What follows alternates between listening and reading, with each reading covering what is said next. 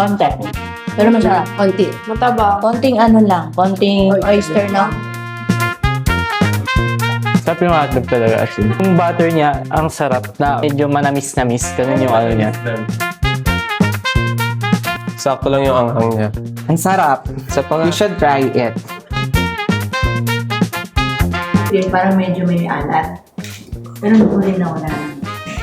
Maalat. Pero pag may kanin, okay siya. Okay lang.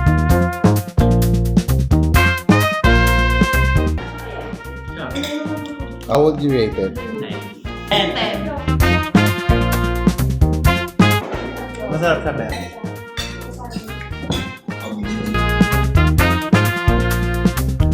For me, kulang lang ng mayonnaise.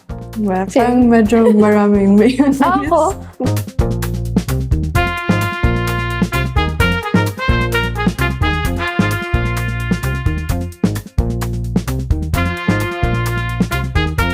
Ay, ang sarap.